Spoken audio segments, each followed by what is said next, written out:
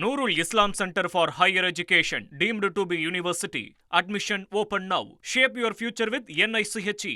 தமிழக அமைச்சரவை நாளை விரிவாக்கம் செய்யப்பட உள்ளதாக தகவல் வெளியாகியிருக்கிறது. காங்கிரஸ் கட்சிக்கு 2 அமைச்சர் பதவிகள் வழங்கப்படலாம் என்றும் தெரிகிறது. விசிகாவும் அமைச்சரவையில் பங்கேற்கிறது. இது பற்றி விளக்குகிறார் செய்தியாளர் ரமேஷ்.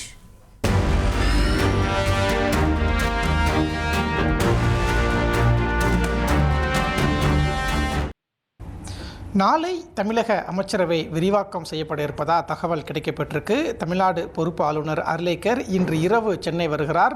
நாளைய தினம் ஆளுநர் மாளிகையில் புதிய அமைச்சரவை பதவியேற்பு விழா நடைபெற இருப்பதாக தகவல் கிடைக்கப்பட்டிருக்கு. அதாவது தமிழக வெற்றிக் கழக தலைவர் விஜய் மே 10ஆம் தேதி தமிழ்நாட்டின் புதிய முதலமைச்சராக பதவியேற்றார். அவரோடு 9 அமைச்சர்கள் பதவியேற்றிருந்தாங்க. மே 16ஆம் தேதி முதலமைச்சர் உட்பட 10 அமைச்சர்களுக்கான இலாக்காக்கள் ஒதுக்கீடு செய்யப்பட்டிருந்தது. ஒரு சில அமைச்சர்கள்கிட்ட 2-3 துறைகள் இப்போ இருக்கிறத பார்க்க முடிகிறது. இந்த நிலையில் தமிழக அமைச்சரவை எப்போது விரிவாக்கம் செய்யப்படும், யார் யாருக்கு வாய்ப்பு கிடைக்க போகுது, எந்தெந்த கட்சிகள் அமைச்சரவையில் இடம்பெற போகிறாங்க அப்படிங்கிற எதிர்பார்ப்பு தான் அரசியல் வட்டாரத்தில் அதிகம் இருக்கிறது. இந்த நிலையில் தான் நாளைய தினம் அமைச்சரவை விரிவாக்கம் இருக்கும் அப்படிங்கிற தகவல் கிடைக்கப்பட்டிருக்கு. காங்கிரஸ் கட்சியை பொறுத்த வரைக்கும் தமிழக வெற்றி கழகத்துக்கு ஏற்கனவே ஆதரவு கொடுத்துட்டாங்க. காங்கிரஸ் கட்சிக்கு 2 அமைச்சரவை தமிழக வெற்றி கழகத்திடமிருந்து ஒதுக்கப்பட இருப்பதா தகவல் கிடைக்கப்பட்டிருக்கு. காங்கிரஸ் கட்சி சார்பில் 5 எம்எல்ஏக்கள் வெற்றி பெற்ற நிலையில் கிள்ளியூர் சட்டமன்ற தொகுதியை சேர்ந்த ராஜேஷ்குமார், மதுரை மேலூர் சட்டமன்ற தொகுதியை சேர்ந்த விஸ்வநாதன், இவங்க 2 பேரும் அமைச்சராக பதவியேற்க இருப்பதா தகவல் கிடைக்கப்பட்டிருக்கு. உயர்கல்வித்துறை, மீன்வளத்துறை, சுற்றுலாத்துறை, இந்த துறைகளில் ஏதேனும் ஒன்று காங்கிரஸ் வசம் செல்லலாம் அப்படிங்கிற தகவல் கிடைக்கப்பட்டிருக்கு. மற்றொரு பக்கம் இன்றைக்கு அமைச்சர் ஆதவ் அர்ஜுனா பேட்டியளிக்கும் போது விடுதலை சிறுத்தைகள் கட்சிக்கும் ஐயுஎம்எல் கட்சிக்கும் அமைச்சரவையில் பங்கேற்பதற்கு முதலமைச்சர் அழைப்பு விடுத்திருக்கிறார். தமிழக வெற்றி கழகத்தின் விருப்பம் விசிகாவும் ஐயுஎம்எல்லும் அமைச்சரவையில் பங்கேற்க வேண்டும் என்பதுதான் அப்படின்னு அமைச்சர் ஆதவ் அர்ஜுனா சொல்லியிருந்தார்.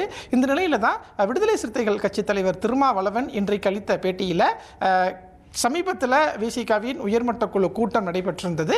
அதில் பெரும்பான்மையான நிர்வாகிகள் தவைக்க அமைச்சரவையில் பங்கேற்கணுங்கிற விருப்பத்தை தெரிவிச்சிருந்தாங்க. ஆனால் விசிகாவை பொறுத்த வரைக்கும் கம்யூனிஸ்ட் கட்சிகளோடு சேர்ந்து நிபந்தனையற்ற ஆதரவை தமிழக கட்சி கழகத்துக்கு கொடுத்துருந்தோம். இப்போ வெளிப்படையாகவே அமைச்சரவையில் பங்கேற்கணுங்கிற அழைப்பு தமிழக கட்சி கழகத்திடமிருந்து வர்றதுனால முன்னணி நிர்வாகிகளோட ஆலோசிச்சுட்டு நான் முடிவெடுப்பேன் அப்படின்னு விசிக தலைவர் திருமாவளவன் சொல்லியிருக்கிறார். விசிகாவை பொறுத்த வரைக்கும் தமிழக அமைச்சரவையில் பங்கேற்கக்கூடிய முடிவில் இருக்கிறதா தான் தகவல் கிடைக்கப்பட்டிருக்கு. விசிகாவின் துணை பொதுச் செயலாளர் திண்டிவனம் எம்எல்ஏ வன்னியரசு அமைச்சரவையில் பங்கேற்கலாம் அப்படிங்கிற ஒரு தகவல் தான் நமக்கு கிடைக்கப்பட்டிருக்கு.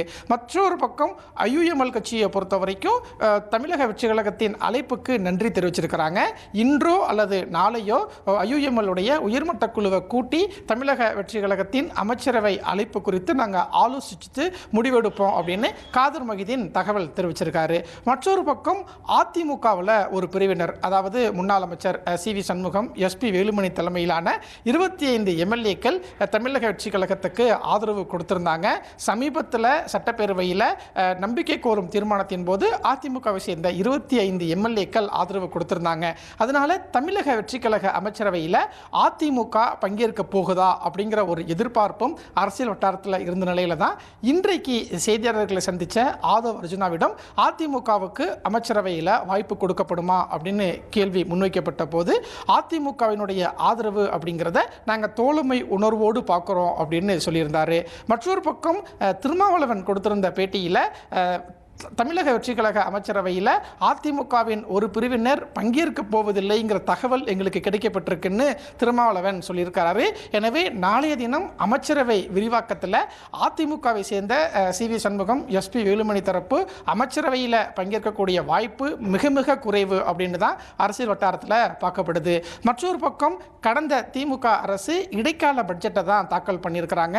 அடுத்த மாதம் 2026-27 ஆண்டுக்கான முழு பட்ஜெட் பட்ஜெட்டை தாக்கல் செய்யணும். அதனால விரைவில் புதிய அமைச்சர்கள் பங்கேற்றால் மட்டுமே அடுத்தடுத்த பணிகளை எல்லாம் முன்னெடுக்க முடியும். அப்படிங்கிறதுனால நாளைய தினம் அமைச்சரவை விரிவாக்கம் உறுதியாக இருக்கும் அப்படின்னு தான் அரசு வட்டாரத்திலையும் தமிழக வெற்றி கழக வட்டாரத்திலையும் சொல்லப்படுது.